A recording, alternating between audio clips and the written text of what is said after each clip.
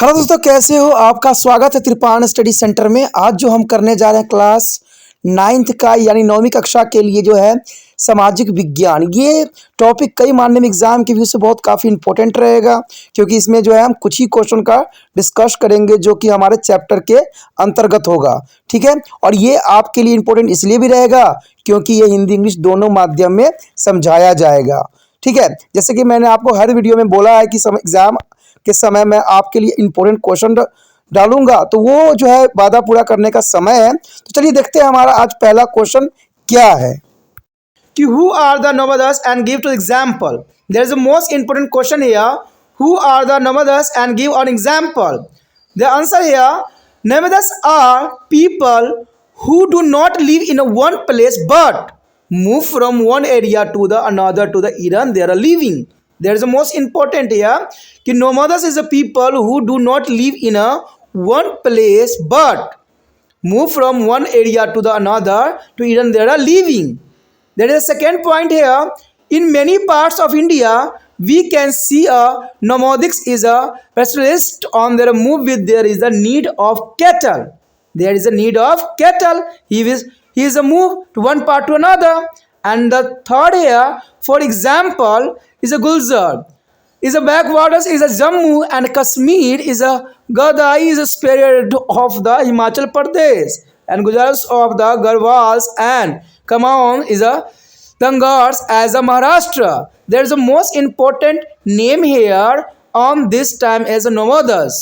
There is the most important example of nomadas, and the Kashmiri is Himachal Pradesh, and there's a Maharashtra. And the next year, यहाँ पर दोस्तों हमारा जो बहुत ही महत्वपूर्ण आया है क्वेश्चन, खनावदोष कौन होते हैं। आपको एक उदाहरण से समझाने की कोशिश करना है।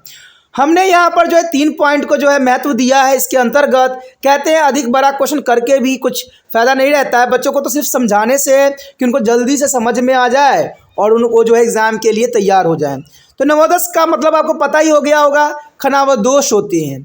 खनावदोष का अर्थ होता है कि जो व्यक्ति एक स्थान से दूसरे स्थान घूमते रहते हैं, इसे हम घुमंतु भी कहते हैं। ठीक है, यानी खनावदोष होते हैं जहाँ पर इनको खाना मिलता है उसी जगह को जो है अपना लेते हैं और वहीं पे कुछ समय के लिए जीवन यापन करने लग जाते हैं। तो खनावदोष आप समझ गए होंगे। अगर हम इसका शाब्दिक रूप में देखें तो कहते हैं खनावदोष वो लोग हैं जो एक स्थान पर नहीं रहते हैं बल्कि अपनी जीविका कमाने के लिए वह एक क्षेत्र से दूसरे क्षेत्र में चले जाते हैं। इसको हम पहले ही बता चुके हैं कि इसको हम जो है घुमंतु भी कह सकते हैं, क्योंकि वो एक जगह नहीं रहते हैं और उनका सिर्फ मोटिव ये रहता है कि वो अपना खाना कैसे प्राप्त करें। जिस क्षेत्र में वो देखते हैं अच्छी उपज होती है, अच्छे खाना का व्यवस्था होता है, वो उस क्षेत्र में कुछ समय के लिए स्टे कर जाते हैं। तो इसे हम खनावदोष कहते हैं। ठीक है, एक बार मैं फिर से रिपीट कर देता हूँ कि खनावदोष वो लोग होते हैं जो एक स्थान पर नहीं रहते हैं, यानी एक स्थान पर ये टिक के नहीं रहते हैं बल्कि अपनी जीविका कमाने के लिए यह एक क्षेत्र से दूसरे क्षेत्र में चले जाते हैं। तो आपको समझ में आ गया होगा कि खनावदोष कौन होते हैं। कहते हैं अगर हम बात यहाँ करें कि भारत के कई हिस्सों में हम खनावदोष चरवाहों के अपनी ज़रूरतों के लिए मवेशियों को चलते फिरते देख सकते हैं। आपने देखा भी होगा कि इनके बहुत अमाउंट में मवेशियां होते हैं, यानी भेड़ बकरियां आपने देखा होगा, बहुत काफ़ी अमाउंट में होता है। और ये देखते हैं कि जहाँ भी इनको चरवाहा मिलता है, जहाँ पर भी इनको चराने के लिए क्षेत्र मिलता है, उस क्षेत्र में वो जो है गमन कर जाते हैं, चले जाते हैं, जिससे उनके कैटल जो होती है, जो पशुएं होते हैं, जो उनके मवेशी होते हैं, उनको सुचारू रूप से भोजन प्राप्त हो जाए। तो इसी बेस पे जो है वो खनावदोष जो है एक जगह से दूसरे जगह प्रस्थान करते रहते हैं, चले जाते हैं। उसके पश्चात अगर हम उदाहरण की बात करें तो उदाहरण तो हमारे समक्ष बहुत सारे हैं। ठीक है, सबसे पहले तो गुजरात की बात करें, गुजरात में भी इस तरह की कबीलाएं पाई जाती है। कहते हैं जम्मू और कश्मीर में जार और बकरवाला कबीला जो है पाया जाता है, जो खनावदोष के रूप में पाए जाते हैं। हिमाचल प्रदेश के गद्दी चरवाहे हैं, जो कि इनको गद्दी चरवाहों के नाम से जाना जाता है। जो गढ़वाल और कुमाऊं के जो है गुज्जर होते हैं, यानी गढ़वाल और कुमाऊं में किस तरह के जो है खनावदोष होते हैं, गुज्जर टाइप के खनावदोष होते हैं।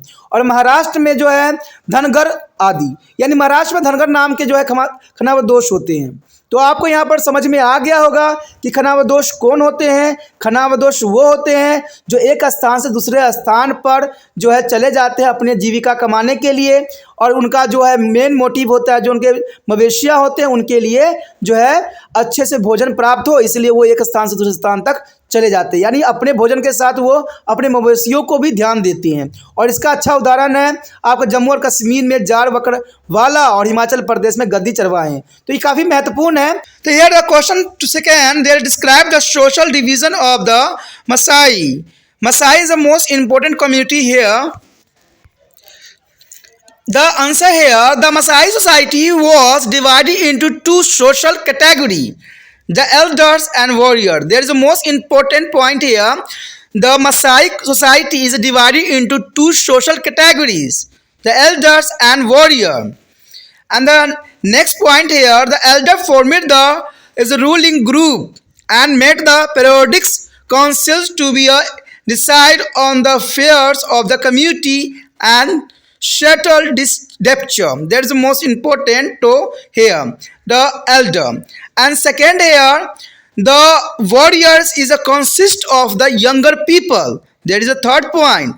And second here, a category, there are warrior consist of the younger people mainly responsible for the protection of the tribe. Okay, there is a warrior is a consist of a younger people and mainly responsible for the protection of the tribe. There is a two category is a most important role play on the society. There is a first here elder.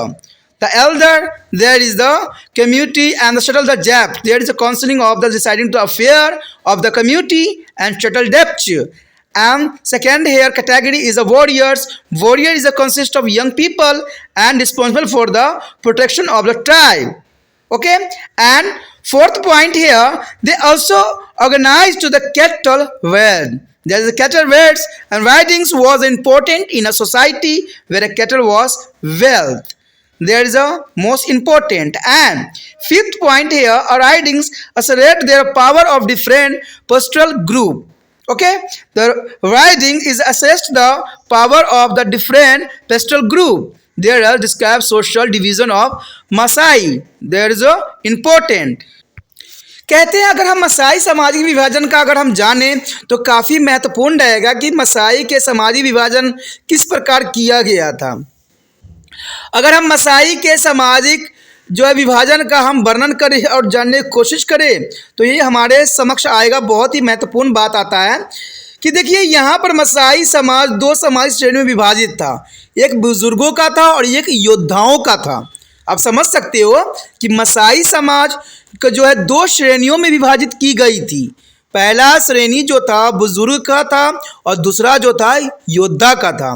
ठीक है, कहते हैं अगर हम बात करें यहाँ पर दूसरे पॉइंट का तो ये साफ हो जाता है कि बड़ों ने शासक समूह का गठन किया था। यानी जो बुजुर्ग होते थे, बड़े होते थे, वो जो होते थे शासक समूह का गठन किया करते थे और समुदाय के मामले पर निर्णय लेने और विवादों के निपटाने के लिए समय समय पर परिषद में मिलते रहते थे। तो ये काम किसका था? बुजुर्ग का, यानी बड़े लोगों का होता था, बड़े शासक करते थे। ये जो भी विवाद उत्पन्न होती थी उनका समय समय पर परिषद में ये निपटारण किया करते थे। तो ये मसाई समाज के पहले वर्ग का दायित्व था। दूसरा वर्ग जो होता था योद्धा वर्ग के रूप में जाना जाता था। यानी दूसरी की हम बात करें तो ये योद्धा के रूप में जाने जाते थे। कहते योद्धाओं में युवा लोग शामिल थे, यानी जितने भी युवा होते थे सब जो थे वो योद्धाओं में शामिल होते थे और जो मुख्य रूप से जनजाति की सुरक्षा के लिए जिम्मेदार थे।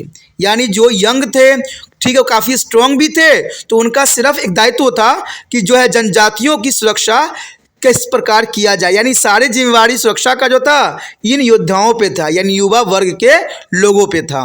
कहते हैं अगर हम चौथी पॉइंट की बात करें तो उन्होंने मवेशी छापे भी आयोजित किए थे। छापा मारना उस समाज में महत्वपूर्ण था जहाँ मवेशी धन थे।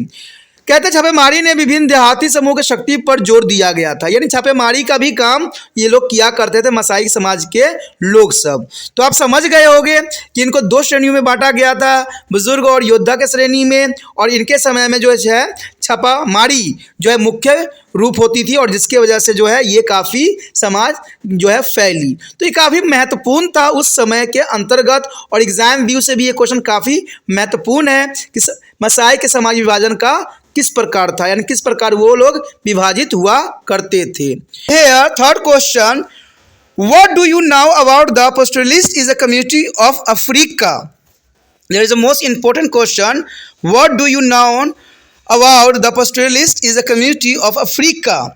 The answer here, the first point, in Africa, where over half of the world has pastoral population. The live even today, 22 million African depend on the some form of the pastoral activity their livelihood. There is a important in Africa where over half of the world has pastoral population lives, and even today 22 million African depend on some form of pastoral activity for their livelihood. And second point is also there is important, there is include to community like Beduinos, Bedouins, Maasai, Somali, and Boran, and the Turkan. There is a community. There is a name of community for a different types of community for the Africa. And the third point here, most of them now live in the semi-arid, the grassland or arid desert is where to the rain feed is agriculture is difficult. Here is important the point. The most of them now live in the semi-arid grassland or arid desert where is the rain feed. Agriculture is difficult. There is agriculture is very difficult. The next point is here fourth. There arise of cattle, camel, goat, sheep, and donkey, and there is sell milk, meat, animal, skin, and wool. There are rise of cattle, camel, goat, sheep, and donkey because there is the produce a sell milk, meats, animal, skin, and wool. And the fifth point is here, some of them also earn through the trade and transport. Some of them also earn through their trade and transport. Other combine is a pastoral activity with the agriculture. Still, other do a variety of the odd job to be a supplement. There is a mortgage and unconnected to the earn from pastoralism. यहाँ पर जो हमारा अगला question आया है अत्यंत महत्वपूर्ण है, तीसरा क्वेश्चन कि अफ्रीका के पशुपालक समुदाय के बारे में आप क्या जानते हो। ठीक है, यहाँ पर तो क्वेश्चन को आपको समझना अत्यंत महत्वपूर्ण है। कहते हैं आंसर बच्चे तो बाद में देते हैं, सबसे पहले उनको क्वेश्चन ही पता नहीं होता। आंसर तो उनको पता होता है कि भाई ये हो सकता है, बट उनको क्वेश्चन ही पता नहीं होता। तो सबसे पहले आपको क्वेश्चन को समझने की ज़रूरत है कि अफ्रीका के पशुपालक समुदाय के बारे में क्या जानते हो। अब सोचिएगा कि अफ्रीका तो बहुत बड़ा देश है, तो यहाँ पर पशुपालक कहाँ होंगे। दोस्तों आपको बता दूँ कि सबसे अधिक जो है आज पिछड़ी हुई कहते हैं देश है तो वो जो है अफ्रीका ही है। कहते हैं बहुत से लोग जो हैं वहाँ पर आज भी जो है पशुओं पे निर्भर हैं। पशु का निर्भर का मतलब होता है कि वो पशु के अंतर्गत सारी क्रियाएं करते हैं। ठीक है, पशु को पालना, उनसे दूध प्राप्त करना, उनको बेचना, यानी सारे कार्य जो होता है वो लोग पशुओं पर ही निर्भर होते हैं। और इसलिए अफ्रीका के पशुपालक समुदाय एक अलग जाति के रूप में देखा जा सकता है, एक अलग समुदाय है, एक अलग ग्रुप है। तो इसमें पहला आंसर के रूप में पहला पॉइंट यही कहता है कि अफ्रीका में जहां दुनिया की आधी से अधिक जो है देहाती आबादी रहती है। आप देखिए कितना महत्वपूर्ण यहाँ पर बात कहा गया है कि अफ्रीका में जहां दुनिया की आधी से अधिक देहाती आबादी रहती है। देहाती का मतलब है गांव क्षेत्र बने हुए हैं, यानी आज वहाँ पर शहर नहीं है, आज भी देहात है। देहात का मतलब गांव है जहाँ पर जो है सुख सुविधाओं की बहुत कमी है। ठीक है, यानी आज भी वो गांव के रूप में ही अपना जीवन यापन करते हैं। कहते हैं आज भी यहाँ 22 मिलियन अफ्रीका अपनी जीविका के लिए किसी न किसी प्रकार से पशुचरण गतिविधियों पर ही निर्भर है। यानी 22 मिलियन दोस्तों कम नहीं होता है, अफ्रीका में जो है पशुपालन पे ही निर्भर है। जैसे कि किसान जो होते हैं अपने कृषि पर निर्भर होते हैं, तो यहाँ के लोग जो है पशुपालन यानी जीव जंतु को पालते हैं और उसी से ही अपना बेचते हैं, उसी से अपना जीविका चलाते हैं। ठीक है, अगर दूसरी पॉइंट की बात करें, इसमें बहुत से जनजाति सम्मिलित है, जैसे ब्रेडेंस, बेरवस, मसाई, सोमाली, बेरान, तुर्काना जैसे समुदाय शामिल है। कभी एग्जाम में आया था कि अफ्रीका के पशुपालक समुदाय के कोई दो समुदाय के नाम बताइए, तो आपको याद होगा ब्रेडेंस, वेरसवल्स, मसाई, सोमाली, बेरान और तुर्कानी जैसे समुदाय शामिल है। तो यानी सारे के सारे जो है वह अफ्रीका के पशुपालक समुदाय का नाम है, जो दूसरे पॉइंट के अंतर्गत है। तीसरे पॉइंट में यही बात दर्शाया गया है कि इसमें अधिकांश अब और शुष्क घास के मैदान या शुष्क रेगिस्तान में रहते हैं, जहां वर्षा आधारित कृषि कठिन है। यानी देखिए, कहा जाता है कि यहाँ पर जो है अफ्रीका में अधिकतर पशु समुदाय जो होते हैं कहाँ रहते हैं, अर्ध शुष्क घास के मैदानों में, यानी जहाँ पर कुछ जो है घास मिलने की जो है चांसेस रहते हैं। और या तो ये शुष्क रेगिस्तान में भी रहते हैं, क्योंकि उस क्षेत्र में रेगिस्तान काफ़ी बने हुए हैं, तो यहाँ शुष्क रेगिस्तान में रहते हैं जहाँ वर्षा आधारित कृषि कठिन होती है। यानी जैसे आपको पता है कि चावल के लिए वर्षा की आवश्यकता होती है, रेन की आवश्यकता होती है, तो वहाँ पर इस तरह की फसल नहीं की जा सकती। कारण क्या है कि वहाँ पर रेन होती ही नहीं है। और ये स्थान क्या है, राजस्थान है, यानी रेगिस्तान है। और रेगिस्तान में तो आपको पता ही है कि वहाँ पानी की बहुत किल्लत होती है। तो इसीलिए कहते हैं उस क्षेत्र में अधिकांश लोग जो है पशु पे ही निर्भर रहते हैं। कहते हैं वह मवेशियाँ ऊँट हो सकती है, बकरी हो सकती है, भेड़, गधे ये पालते हैं। यानी अफ्रीका के पशुपालक समुदाय जो हैं उनका मुख्य जो है मवेशियाँ होती हैं, ऊँट होते हैं, बकरी होते हैं, भेड़, गधे पालते हैं। और इससे वो दूध, मांस, जानवरों की खाल और ऊन बेचते हैं। यानी पूरे विश्व में जो है ये अपना जो व्यापार दूध, मांस, जानवरों की खाल और ऊन कुछ के रूप में करते हैं और अपना जीवन यापन भी करते हैं। अगर पांचवें पॉइंट की बात करें तो ये साफ हो जाता है कि इसमें से कुछ व्यापार और परिवहन के माध्यम से भी कमाते हैं। यानी कुछ लोग जो है व्यापार भी करते हैं और परिवहन के माध्यम से भी अपना जीविका कमाते हैं। यानी व्यापार के साथ वो परिवहन भी करते हैं। अन्य कृषि के साथ देहाती गतिविधियों को भी जोड़ते हैं। फिर भी अन्य पशुपालन से अपनी अल्प और निश्चित आय को पूरा करने के लिए कई तरह से छोटे छोटे काम करते हैं। यानी देखा जाए तो अफ्रीका के जो है पशुपालन समुदाय में पशुचरण की और पशु पालने की पद्धति है। कहते हैं व्यापार और परिवहन के साथ साथ वो जो है कृषि और जो है ये पशुपालन भी करते हैं, जिससे उनकी छोटी मोटी काम पूरा हो जाता है और जीविका चल जाती है।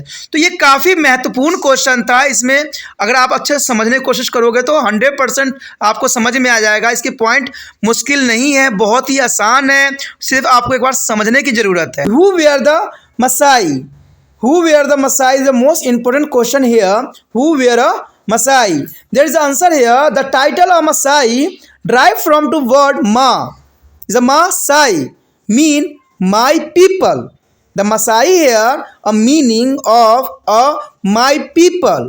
There is a word derived here a Ma. Masai mean my people.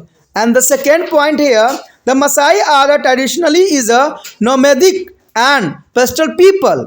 There is a most important word here. There is a Masai are traditionally is a nomadic and pastoral people who depend on milk and meat for a substance. There is the most important word. They depend on the only milk and meat. There is the Masai. He is a traditionally is a called nomadic and pastoral people, and there is depend only milk and meat. But third point is here. The high temperature combined with the low rainfall to the create condition which are dry, dust, extremely hot. There is a condition on the area. There is a high temperature. There is a desert, and they're combined with a low rainfall to create a condition which are dry and dust and extremely is very hot. There is a Masai is living here, extremely very hot area, and there is a low rainfall. Okay, and the fourth point here, drought is a condition are common in the semi-arid and land or equatorial heat. The land is here equatorial is very heat. And fifth point here, during such a time the pastoral animal die in a large number. Okay, there is a fifth point is the most important. During such a time the pastoral animal die in a large number because there is a condition very harsh. There is a condition high temperature, and there is a low rainfall and dry dust, extremely hot. There is a pastoral animal die. There is condition. देखिए यहाँ पर जो हमारे महत्वपूर्ण question आया है कि मसाई कौन थे। मसाई बहुत ही महत्वपूर्ण क्वेश्चन है कि मसाई कौन थे। ठीक है, तो इसके अंतर्गत जो है यहाँ पर पॉइंट को दर्शाया गया है। बहुत ही पॉइंट आसान है आपको याद करने के लिए भी, समझने के लिए भी। कहते हैं मसाई, मसाई शीर्षक जो है माँ शब्द से निकला है, यानी मसाई, यानी आपको अगर देखोगे मसाई तो माँ यानी माँ, माँ का यहाँ पर जो है साउंड आ रहा है, जिसका मतलब होता है मसाई शीर्षक का मतलब होता है माँ, यानी माँ शब्द से निकला है। यानी मसाई का अर्थ है मेरे लोग, यानी मेरे लोग मसाई का अर्थ होता है। ठीक है, यानी मसाई कौन थे, यानी मसाई के बारे में हमने जाना कि मसाई शब्द का मतलब क्या होता है, तो इसका मतलब होता है मेरे लोग। अगर दूसरी पॉइंट की यहाँ पर हम बात करें तो मसाई पारंपरिक रूप से खानाबदोश और देहाती लोग थे। ये क्या थे दोस्तों, मसाई लोग जो थे पारंपरिक रूप से देखा जाए, पारंपरिक का मतलब होता है पूर्वजों के अंतर्गत वो अपना जीवन यापन करते थे, वो अपना खानाबदोश होते थे, यानी एक जगह से दूसरे जगह घूम घूम के अपना जीवन यापन करते थे। और ये सारे लोग देहाती थे, यानी ये शहरों में नहीं रहते थे, ये सभी गाँव में रहा करते थे। इसलिए यहाँ पर देहाती वर्ड, पस्टोरियल वर्ड यूज़ किया गया है, जो निर्वाह के लिए दूध और मांस पर ही निर्भर थे। क्योंकि आपने क्वेश्चन में समझा था पिछले क्वेश्चन में कि यहाँ पर जो है उनका मुख्य व्यवसाय जो था पशुपालन ही था। तो पशुपालन होने का कारण ये था कि वहाँ पर जो है कंडीशन सही नहीं थी, इसलिए उनको दूध मांस पर ही उनको जीवन जो है निर्भर करना पड़ता है। अगर हम थर्ड पॉइंट की यहाँ पर बात करें तो ये साफ हो जाता है कि उच्च तापमान जो है कम वर्षा के साथ मिलकर शुष्क, यानी वहाँ पर काफ़ी उच्च तापमान रहती है, जिसके कारण जो है यहाँ पर वर्षा जो है मिलकर शुष्क और धूल भरी और अधिक गर्म स्थिति पैदा करती हैं। तो जनरल सी बात है, अगर ये कंडीशन कहाँ पर आपको देखने को मिलता है तो आप साफ कहोगे कि राजस्थान के साइड में ऐसी कंडीशन देखने को मिलता है। तो आप समझ गए होंगे कि ये क्षेत्र भी राजस्थान के जैसा ही है। ठीक है, तो इसमें जो है उच्च तापमान होती है, कम वर्षा के साथ मिलकर शुष्क और धूल भरी अत्यधिक गर्म स्थिति पैदा करते हैं, जो कि काफ़ी महत्वपूर्ण है। अगर चौथी पॉइंट की यहाँ पर हम बात करें जो कि बहुत काफ़ी महत्वपूर्ण है, भूमध्य रेखीय ताप की इस अर्धशुष्क भूमि में सूखे की स्थिति आम है। यानी देखा जाए तो यहाँ पर जो है सूखा पड़ जाती है, यानी यहाँ के लोग सूखे से भी काफ़ी दो चार हाथ करते रहते हैं। यानी भूमध्य रेखा ताप के कारण यहाँ पर जो है अर्धशुष्क भूमि में सूखे की स्थिति आम स्थिति पैदा करती है, जो यहाँ के लोगों के लिए काफ़ी कठिनाइयों के रूप में दिखती है। अगर पांचवी पॉइंट की हम बात करें तो यह साफ करता है कि ऐसे समय में पशुपालक बड़ी संख्या में मर जाते हैं। तो जनरल सी बात है, अधिक टेम्परेचर पड़ेगी, अधिक गर्मी होगी, तो इसमें जो है बहुत से पशुपालक जो है बड़ी संख्या में वहाँ पर मर जाती हैं। तो ये अफ्रीका की स्थिति है, अफ्रीका में ऐसे जो है स्थिति पाई जाती है। तो आप समझ गए होंगे मसाई कौन थे और उनकी जीवन कैसी थी और कैसे जीवन वो लोग यापन करते थे। तो ये क्वेश्चन काफ़ी महत्वपूर्ण था एग्जाम व्यू से। अच्छे से इसको जो है आप कर लेना, लिख लेना, समझ लेना, तभी जो है आपको फायदा मिलेगा। Fifth question here is the most important, why did the colonial government in India pass the criminal is a tribe act?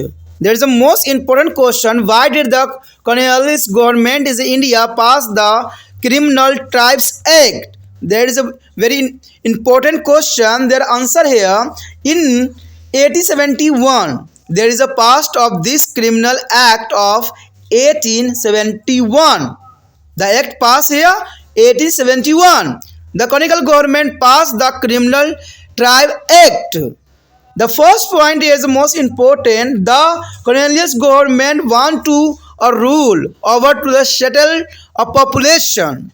That is the main aim of the colonial government. There is a want to be ruled over to settled population, and such a population was easy to identify and control.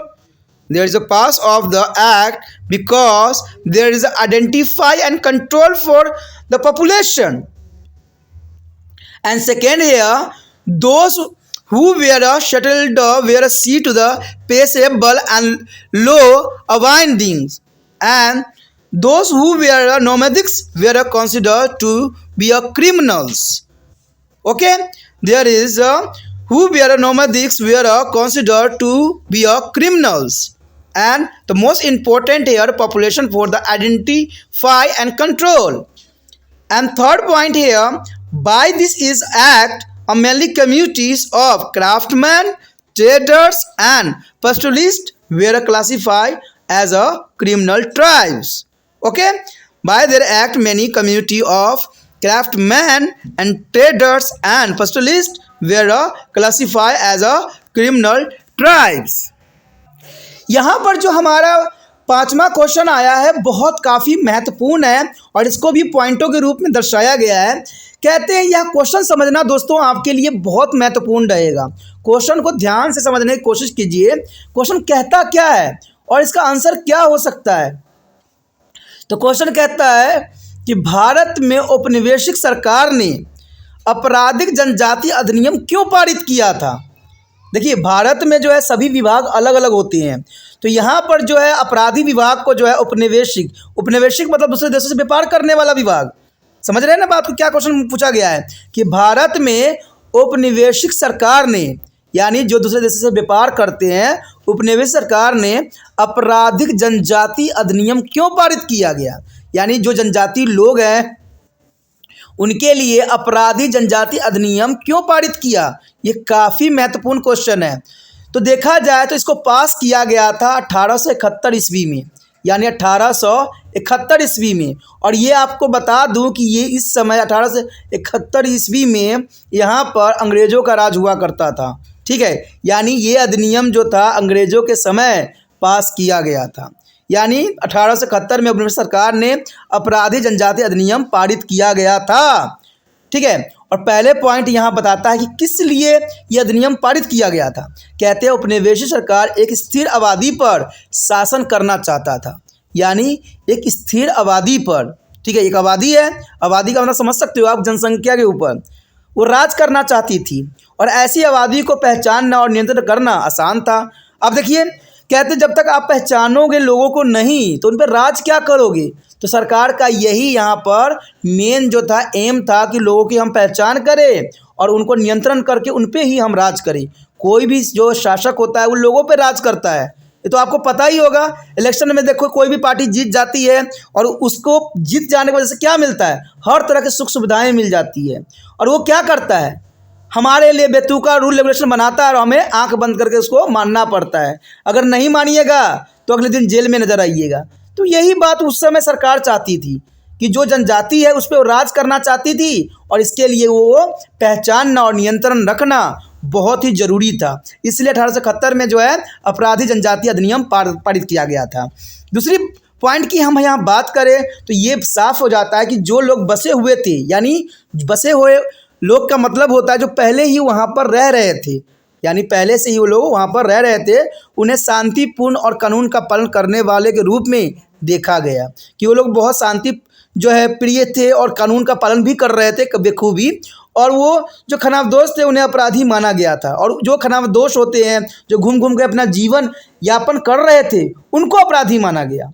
यानी जो लोग वहाँ बस गए थे, रह रहे थे, उनको नहीं कुछ कहा गया, वो बहुत ही शांतिपूर्ण जीवन व्यतीत करते थे।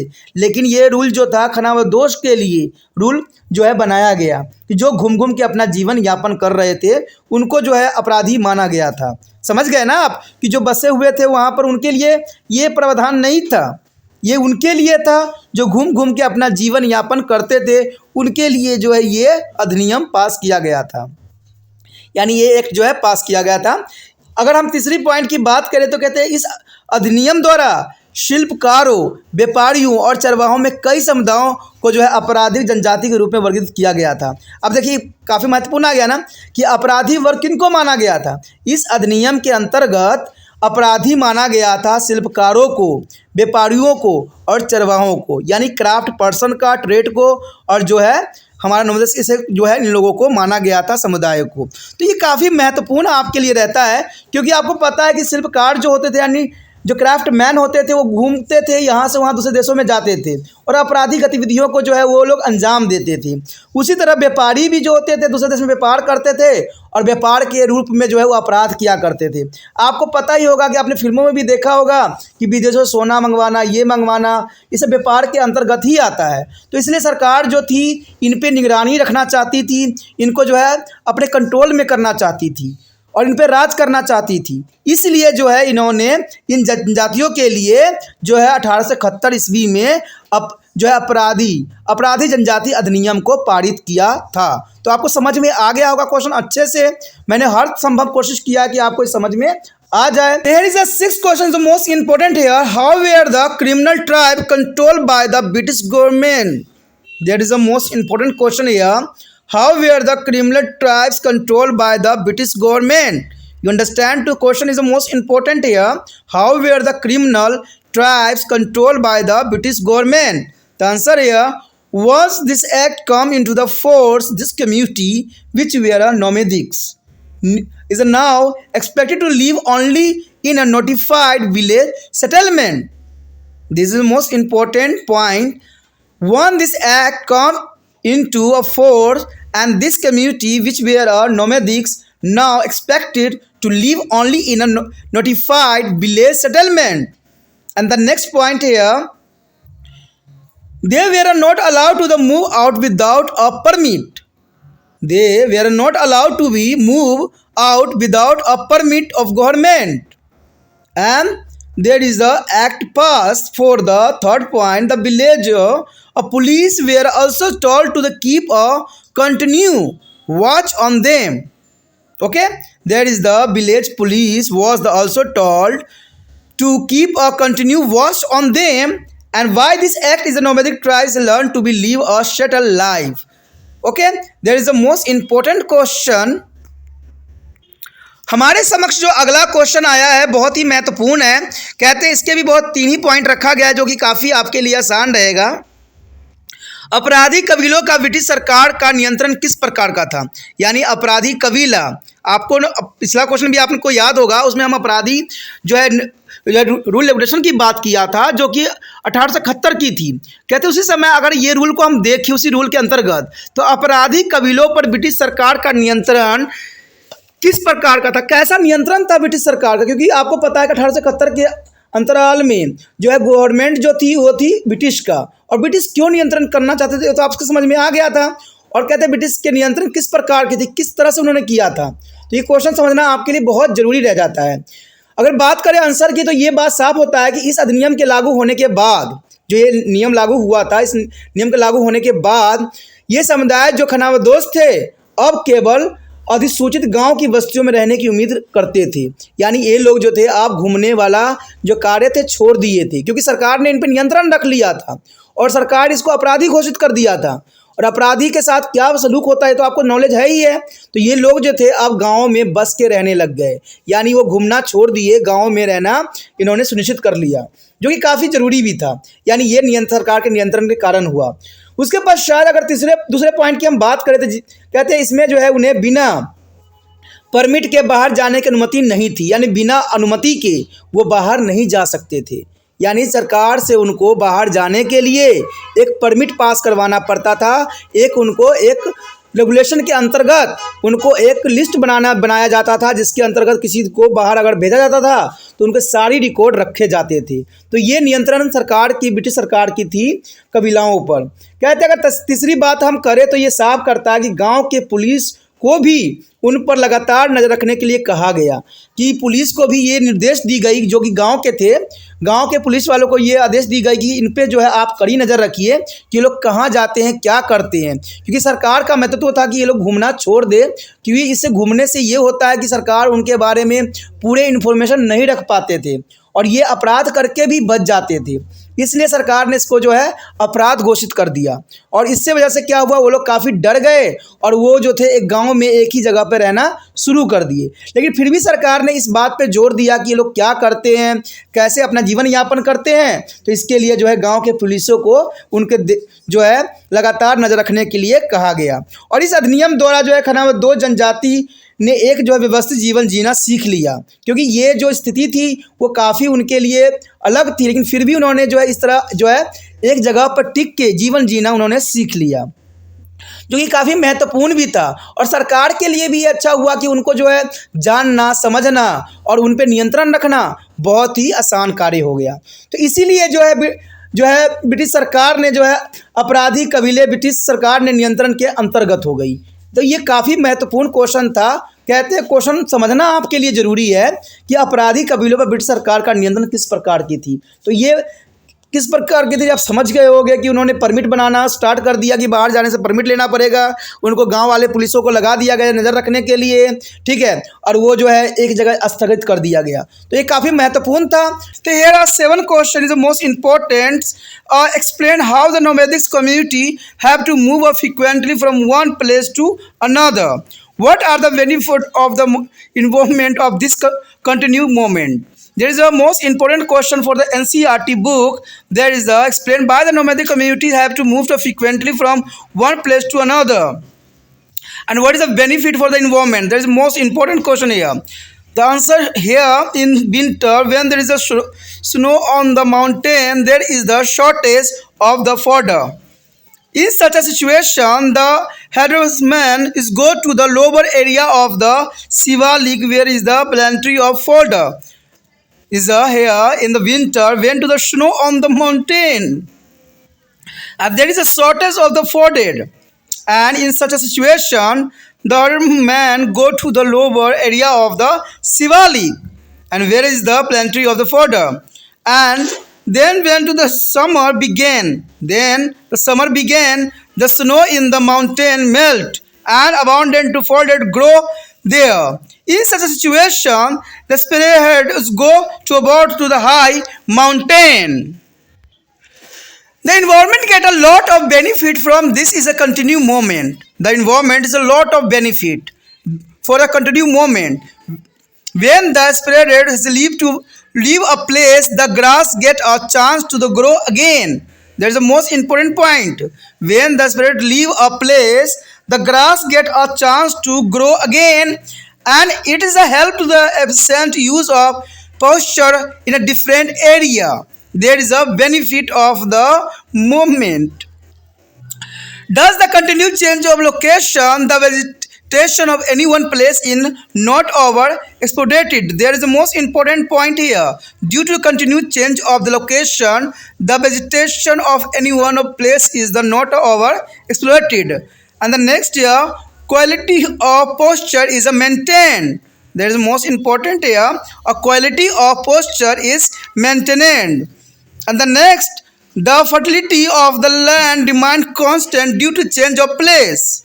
The fertility as the land is remain constant due to change of place. The last point here, there is animal help to the providing to the manure to the soil. There is a most important point. The animal help in providing to manure to the soil. There is a most important question for the NCERT. दोस्तों यहाँ पर जो हमारा अत्यंत महत्वपूर्ण question आया है, ये जो क्वेश्चन है एनसीईआरटी के अंतर्गत है और ये क्वेश्चन कई मानने में बहुत ही महत्वपूर्ण रहता है। ठीक है, तो इस क्वेश्चन को थोड़ा ध्यान से कीजिएगा और इसको जो हो जितना हो सका मैंने इसको जो है इसको पॉइंटों में करने की पूरी कोशिश की है। इसमें क्वेश्चन यही है कि स्पष्ट कीजिए कि घुमंतरू समुदाय के को जो है बार बार एक जगह से दूसरे जगह क्यों जाना पड़ता था और इस निरंतर आगमन से पर्यावरण को क्या लाभ हुई। देखिए, घुमंतरू उसके नाम से ही आपको समझ में आ रहा होगा कि ये घूमने वाले व्यक्ति हुआ करते थे, ये घूमने वाले समुदाय हुआ करते थे जो एक जगह से दूसरे जगह घुमा करते थे और जहाँ पर उनको जो है कुछ कंडीशन अच्छे लगते थे वहाँ पर वो रह जाते थे और कुछ दिन के बाद उस जगह को भी छोड़ के चले जाते थे। तो इससे कहते हैं एनवायरनमेंट को भी फ़ायदा हुआ। जैसे घुमंतरू नाम से ही आपको डेफिनेशन देना पड़ेगा कि ऐसे समुदाय जो कि एक जगह से दूसरे जगह जो है अपने जीवन यापन करने के लिए जो है घूमते थे, उनको घुमंतरू समुदाय कहते थे। और ये इसलिए करते थे कि अगर मान लिए जाड़े में, या जाड़े जो वर्ड यूज़ किया गया कोल्ड के लिए यूज़ किया गया, ठंड के लिए यूज़ किया गया है। ठीक है, जाड़ों में जब पहाड़ों पर बर्फ़ होती है, यानी जब ठंड में जो है पहाड़ों पर बर्फ़ होती है तो वहाँ चारे की काफ़ी कमी हो जाती है। ये तो आपको भी पता है ना कि धूप जो है वहाँ पर नहीं पहुँच पाती है, जिसकी वजह से पेड़ पौधे जो है ग्रो नहीं कर पाते हैं, जिसकी वजह से वहाँ पर जो है घासों की कमी हो जाती है। ऐसे में चरवाहे शिवालिक के निचले इलाकों में चले जाते हैं जहाँ भरपूर चारा मिल जाता है। तो इस कंडीशन में जो है जितने भी घुमंतरू होते हैं वो पहाड़ी क्षेत्र को छोड़ के निचले क्षेत्र में चले जाते हैं जहाँ बर्फ़ नहीं गिरती है और वहाँ पर काफ़ी हरा भरा रहता है, काफ़ी अमाउंट में घास फूस होता है। तो उस क्षेत्र में जाकर जो है अपने जो है मवेशियों को चराते थे। तो इसलिए घुमंतरू ऐसा किया करते थे। कहते हैं फिर जब गर्मी शुरू होती थी, ये जाड़े की कंडीशन थी, अब जब गर्मी शुरू होती है तो पहाड़ी की जो बर्फ़ है पिघल जाती थी और वहाँ प्रचुर चारा उग जाता था, क्योंकि जैसे ही बर्फ़ पिघलेगी, धूप पड़ेगी, तो जनरल सी बात है कि जो वहाँ पर घास है वो वृद्धि कर जाएगी। और ऐसा ही होता था, चारे बहुत ही ग्रो कर जाते थे, इसलिए जो है ऐसे में चरवाहे ऊंचे पहाड़ी की ओर चले जाते थे। तो आप समझ गए होंगे ना, घुमंतू समुदाय बार बार एक जगह से दूसरी जगह क्यों जाना पड़ता था। वो जो हमेशा जाते थे इसलिए क्योंकि उनको ये मांग थी समय की। कहते हैं जब पहाड़ों पर बर्फ ढकी रहती थी तो वहाँ उनके जो है मवेशियों को चराने के लिए कोई घास नहीं बचता था, इसलिए वो जो है निचले क्षेत्र में चले जाते थे। और दूसरी बात यह है कि जब गर्मी पड़ती थी तो बर्फ़ पिघल जाते थे, तो उनके जो घास हुआ वहाँ कुछ क्षेत्र के घास होते थे वो काफ़ी बढ़ जाते थे, और उस क्षेत्र के लिए जो है उनके जो है जानवरों के लिए जो है घास जो है मुहैया हो जाती थी। इसलिए जो है ऐसा होता था कि बार बार वो एक जगह से दूसरी जगह जाया करते थे। अब ये आने जाने में जो है पर्यावरण को क्या लाभ होती थी, आखिर इनके जो है एक जगह से दूसरी जगह बार बार जाने आने से पर्यावरण की कुछ लाभ होती थी, उस लाभों को देखना भी आपके लिए ज़रूरी होगा। देखा जाए तो लाभ बहुत ही इंपॉर्टेंट रहेगा इसमें। कहते जब चरवाहे एक स्थान को छोड़कर चले जाते थे तो वहाँ घास को दोबारा पनपने का मौका मिल जाता था। मान लीजिए अगर पहाड़ी क्षेत्र को छोड़ के चले जाते थे निचले क्षेत्र में, तो वहाँ पर काफ़ी समय में जो है बर्फ़ पिघल जाता था और वहाँ पर धूप पड़ती थी, तो वहाँ के जो पेड़ पौधे थे बड़े हो जाते थे, क्योंकि कोई मवेशियाँ उनको खाते नहीं थे, तो ये काफ़ी जो है ग्रो करने का इनको मौका मिल जाता था। तो इससे पर्यावरण को काफ़ी जो है फ़ायदा पहुँचता था। यह विभिन्न क्षेत्रों की चरगाहों को जो है प्रभावशाली प्रयोग में सहायता करता था।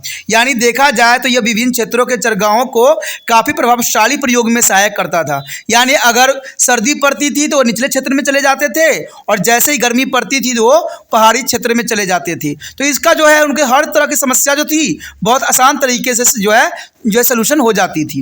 देखा जाए निरंतर स्थान परिवर्तन के कारण किसी एक स्थान की वनस्पति का अत्यधिक दोहन नहीं हो पाता था। देखिए कोई व्यक्ति अगर एक ही क्षेत्र में रहता है और एक क्षेत्र में जो है अगर उनके मवेशियों खाते हैं तो घास जनरली सी बात है ख़त्म हो जाएगी, लेकिन इनके जो है जगह चेंज कर लेने से क्या होता था कि जो वनस्पति होती थी यानी जो पेड़ पौधे होते थे उनको पनपने का मौका मिलता था और पूरी तरह से वो नष्ट नहीं हुआ करते थे, कुछ रह जाते थे, जो कि बहुत काफ़ी इंपॉर्टेंट बात यहाँ पर रहता है। और इस कारण से क्या होता था, चरगाहों की गुणवत्ता बनी रहती थी। यानी देखा जाए तो चरगाहों की जो गुणवत्ता बनी रहती थी। मान लीजिए अगर आपने कोई घास लगाया है और घास को आप बार बार काट रहे हो, एक तरफ से पनपने नहीं दे रहे हो, तो क्या होगा, खेत आपका पूरा खाली हो जाएगा। तो यही बात यहाँ पर भी दर्शाया जाता है। देखते हो अगर आपने किसानी कर रहे होगे तो आपने देखा होगा कि अगर किसी क्षेत्र के जो अगर हम एक क्षेत्र से घास काटना स्टार्ट कर देते हैं, ठीक है, तो अगर हम आखिरी छोर पे पहुंचते हैं तब तक जो है जिधर से हमने स्टार्ट किया था वहाँ के ग्रास जो है काफ़ी बड़े बड़े हो जाते हैं। तो यही कंडीशन यहाँ पर था, कुछ समय उनको मौका मिल जाता था वनस्पतियों को, पेड़ पौधों को ग्रोथ करने के लिए, क्योंकि वहाँ पर कोई मवेशियाँ नहीं जाते थे, कोई जीव जंतु नहीं जाता था और वो घास का जो है नुकसान नहीं पहुँचता था और इसके गुणवत्ता उनके बने रहते थे। कहते हैं लगातार स्थान परिवर्तन से भूमि की उर्वरकता बनी रहती थी। यानी भूमि जो थी काफ़ी उर्वरकता बनी रहती थी और इससे जो है क्योंकि एक ही खेत में आपको पता है बार बार कृषि करने से क्या होता है, उसकी जो है फर्टिलिटी की क्षमता जो होती है खो देते हैं। तभी तो आप देखते हो कि वहाँ पर जो है मैन्यूर वाले खाद जो होते हैं किसान बहुत अधिक मात्रा में देना पड़ता है उनको। ठीक है, कहते हैं किसान में भी ये सिस्टम होना चाहिए कि ज़मीन को जो है कुछ समय के लिए खाली छोड़ना चाहिए जिससे कि वो अपनी गुणवत्ता बना ले। लेकिन ऐसा आज आधुनिक युग इतनी भागम भाग है कि किसान छोड़ ही नहीं सकते कुछ समय के लिए खेतों को। तो ये काफ़ी जो है महत्वपूर्ण यहाँ पर पॉइंट था। कहते हैं उनके पशु जो है जो मिट्टी को खाद उपलब्ध कराने में सहायता करते। देखिए बहुत ही इंपॉर्टेंट बात यहाँ पर आया है कि अगर मवेशियाँ अगर वहाँ पर चारण करने जाते थे, घास को खाने जाते थे, तो वहाँ पर डंक भी करते थे। यानी उनके डंक जो होते थे एक मैन्यूर की तरह काम करता था, खाद के रूप में काम करता था, क्योंकि वहाँ पर डंक जो है अपने लैट्रिन करते थे और पूरे खेतों में फैलता था, काफ़ी मात्रा में वहाँ मवेशियाँ होती थी और इससे क्या होता था उन जो पेड़ पौधों को खाद मिल जाती थी और खाद मिलने के कारण क्या होता था वो बहुत ही आसानी से जो है ग्रोथ कर सकते थे। तो ये काफ़ी महत्वपूर्ण बात थी यहाँ पर इस क्वेश्चन के अंतर्गत। ऐसे तो ये क्वेश्चन जो है एनसीईआरटी का है, ठीक है, आपके जो है एनसीईआरटी बुक में जो है मिल जाएगा। बहुत ही काफ़ी महत्वपूर्ण क्वेश्चन है जो कि मैंने लिया है और उठाया भी है, क्योंकि ऐसे क्वेश्चन जो है कई बार एग्जाम में देखने को मिला है। तो इस क्वेश्चन को मैंने जितना हो सका पॉइंट में रखने की कोशिश भी किया है जो कि आपके लिए आसान रहेगा। लेकिन आसान तब बनेगा जब इसको कॉपी पे आप जो है लिखोगे, ठीक है, इसको बार बार पढ़ोगे और अगर नहीं समझ में आता है तो इस वीडियो को देखोगे, ठीक है, तभी जाके ये क्वेश्चन आपका हो सकता है। अगर आपने एक बार देख लिया, समझ थोड़ा आया, अगर पूरा समझे नहीं तो समझ लीजिए कि ये आपके लिए नुकसानदायक ही है। इसलिए इस क्वेश्चन को नोट डाउन भी करो, समझो भी, पढ़ो भी और अच्छे से जो है एग्जाम की तैयारी में लगा दो। The 8th question here is the most important. Why was the grazing land of the Masis community taken away from to him? Give the reason. There is the most important here. Why was the grazing land of the Masis community taken away from him? Given the reason. When the conflict broke out between to the colonial power of Europe, they divided the African continent is among themselves in the later 19th century. Here, as a result, in 1885, the Masis area is divided into two parts. That is the Masis area divided into two parts of time period is 1885. Now more than 60% of the Masis people have lost their hand compared to before the colonial period. There is the most important point here. Now there is a 60% of Masis people have lost their hands compared before the colonial period, and the large tract of the grassland have been turned into the hunting grounds, such as the Masai Mara as a Samburu is a national park in Kenya and the Serengeti Park in the Tanzania. And now the Masis could be not take there is an animal in this area. There is a most important point here. There is the not taken their animal in this area. The question here, why was the grazing land of the Masis community take away from him? यहाँ पर हमारे समक्ष जो आया है बहुत ही महत्वपूर्ण question कि मसाई समुदाय के जो है चरवाहे उनसे क्यों छीन लिए गए थे। ये एनसीईआरटी क्वेश्चन है और एग्जाम व्यू से काफ़ी महत्वपूर्ण है। कहते हैं एग्जाम में ये ऐसे क्वेश्चन आते जरूर हैं, ठीक है, इसलिए जो है मैंने भी एनसीईआरटी के क्वेश्चन को जो है बेखूबी बनाया, जो कि काफ़ी महत्वपूर्ण था कि मसाई समुदाय के चरवाहे उनसे क्यों छीन लिए गए, क्या कारण थे छीनने का। आखिर जो है मसाई समुदाय से उनके चरगाहे का मतलब होता है जहां पर वो पशुओं को चराया करते थे, वो स्थान को सरकार ने क्यों छीन लिया उनसे। तो देखा जाए तो इसका आंसर के रूप में यही होगा कि जब यूरोप की उपनिवेशित शक्तियों के बीच झगड़े शुरू हुए थे। देखिए, जब यूरोप की उपनिवेशित शक्तियों के बीच झगड़े शुरू हुए थे तो उन्होंने 19वीं सदी के आखिरी में अफ्रीका महाद्वीप के आपस में बंटवारा कर लिया गया था। समझ गए ना कि उनके चरगाहे क्यों छीन लिए गए थे। जब यूरोप यानी देश आपस में लड़ रहे थे तो उन दोनों शक्तियों के बीच झगड़ा हुई थी और 19वीं सदी के आखिरी समय में उन्हें अफ्रीका को जो है बांट दिया था दो पार्टों में, और इसके परिणाम स्वरूप 1885 में मसाई का इलाका दो भागों में बट गया था। यानी 1885 में जो मसाई समुदाय थे उनको दो भागों में बांट दिया गया। कहते हैं जब देश विभाजन होता है तो बहुत ही मुसीबत आता है, और यही मसाई समुदाय के चरवाहों पर भी मुसीबत का एक पहाड़ सा टूट गया कि उनके जो मसाई क्षेत्र थी, मसाई लोगों का समुदाय था, उनको दो भागों में बांट दिया गया क्योंकि यूरोपीय उपनिवेश शक्तियों के बीच आपस में झगड़ा होने के कारण। जब उपनिवेश काल के पहले की तुलना में मसाई लोगों का 60% से अधिक हिस्सा उनके हाथ से चला गया। अब देखिए 60% चले जाना इस स्वाभाविक बात है। जैसे आपको पता है कि 1947 में जो भारत में बंटवारा हुआ था इंडिया और पाकिस्तान का, तो उसमें जो इंडिया के क्षेत्र में जो मुसलमान धर्म के लोग रहते थे उनको सारे ज़मीन जायदाद को छोड़ के जाना पड़ गया था, और जो मुस्लिम क्षेत्र में थे, पाकिस्तान में थे, वहाँ से जो है उनको आना पड़ा था इंडिया में, जो कि उन्होंने अपना ज़मीन जायदाद सब छोड़ दिया था। तो कुछ इसी तरह के बंटवारा जो था यहाँ पर भी हुआ, जिसकी वजह से जो है आधे से 60% से अधिक हिस्सा जो है उनके हाथों से चला गया। यहाँ के बड़े हिस्से की जो है शिकारगाह बना दिया। देखिए चरगाह जहां पर वो लोग भेड़ बकरी को चराया करते थे उनको अब चराने से, वहां पर जाने से मना कर दिया गया। कहते हैं जिसकी सरकार होगी उसी की बात चलती है। तो वो जितने भी जो है मसाई समुदाय के चरगाह के लोग थे उनको जो है अपने मवेशी को चराने से जो है मना कर दिया गया, और उसके जगह पर उन्होंने शिकारगाह बना दिया। यानी शिकारगाह का मतलब होता है वो लोग उसको जंगल बना दिया और उसमें जो है जीव जंतुओं का शिकार करना उनके शौक बन गए, और इसके कारण क्या हुआ, मसाई समुदाय से वो हिस्सा जो थे उनके हाथों से निकल गए। जैसे कि आपको पता होगा, जैसे कि केन्या का मसाई मारा जो है, मंबूरू नेशनल पार्क, तंजानिया का जो है सेरेताली पार्क, अब इन इलाकों में मसाई अपने पशुओं को लेकर नहीं जा सकते हैं। अगर वो इनको पशुओं को यहाँ पर लेकर जाते हैं तो उनको फाइन भरना पड़ता है। तो समझ गए होंगे ना कि जब यूरोप के उपनिवेश शक्तियों के बीच झगड़े हो रहे थे तो 19वीं सदी के आखिरी समय में अफ्रीका महाद्वीपों को बांट दिया गया था। और बांट देने की वजह से क्या हुआ, जो मसाई समुदाय के लोग थे उनको दो भागों में वो विभक्त हो गए, दो भागों में बट गए। कहते हैं जहां पर वो मवेशियों को चराने के लिए जाते थे वहां पर जो है अब शिकारगाह बना दिया गया। और इसका एग्जाम्पल भी आपने देख लिया होगा कि केन्या का जो है मसाई मारा पहले चरागाह हुआ करता था, लेकिन बाद में इसको जो है शिकारगाह बना दिया गया। जाते हैं सांबुरू नेशनल पार्क, देखिए ये एक चरगाह था लेकिन इसको नेशनल पार्क में कन्वर्ट कर दिया गया। तांजानिया का जो है सेरेगेती पार्क, इसको भी जो है चरगाह हटा दिया गया। पहले चरगाह हुआ करता था इस सारे एरिया। तो इसके वजह से क्या था कि अब इनको उस क्षेत्र में पशुओं को चराने नहीं दिया जाता था, पशुओं को लेकर नहीं ले दिया जाया करता था। तो ये काफ़ी महत्वपूर्ण क्वेश्चन था आपके लिए और आपके एग्जाम के लिए। अगर आपको अच्छा लगा तो लाइक शेयर सब्सक्राइब भी करना मत भूलिएगा। जितना हो सके इस वीडियो को शेयर कीजिए। अगर पहली बार वीडियो देख रहे हैं तो चैनल को सब्सक्राइब कर लीजिए, तभी जो है एग्जाम तक आपको जो है इंपॉर्टेंट क्वेश्चन मिलता रहेगा।